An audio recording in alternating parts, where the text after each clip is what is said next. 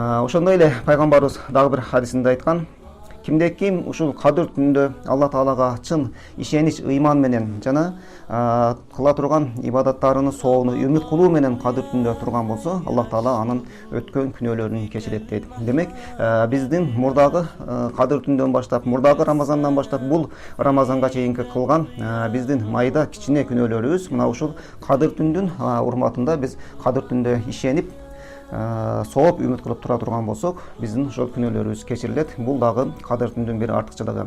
Андан кийин кадыр түндүн эң негизги артыкчылыгы Алла Таала Куранда айтып атат: бул түн 1000 айдан дагы артыгыраак, 1000 айдан дагы жакшыраак деп. Демек, бир түндүн ичинде кылынган ибадаттын сооп сыйы 1000 айлык ибадаттын сооп сыйынан артык деген сөз.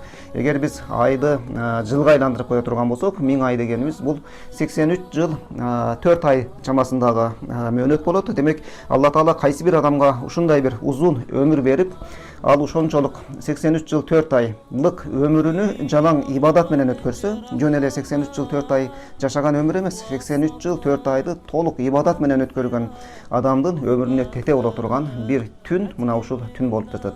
Биз ушул бир түндө кыла турган ибадаттарыбыз 83 жыл 4 айга тете болгону, демек бул Алла Тааланын бизге берген эң чоң неаматы, эң чоң жакшылыгы деп түшүнсөк болот. Айтымдарда биздин ушул акыркы үммөттүн өмүрү кыска болгондугу үчүн мурдагы үммөттөр 900 000 жыл жашаган адамдар көп ибадат кылганга мүмкүнчүлүгү болгон. Ал эми биздин мындай ибадат кылганга мүмкүнчүлүгү болбогондугу үчүн Алла Таала ушундай жакшылыкты берген деген айтымдар бар. Кыскасы, бул Алла Тааланын бизге Мухаммад пайгамбарыбыздын акыркы замандын үммөтүнө берген эң чоң бир жакшылыгы, эң чоң бир неаматы деп түшүнсөк болот.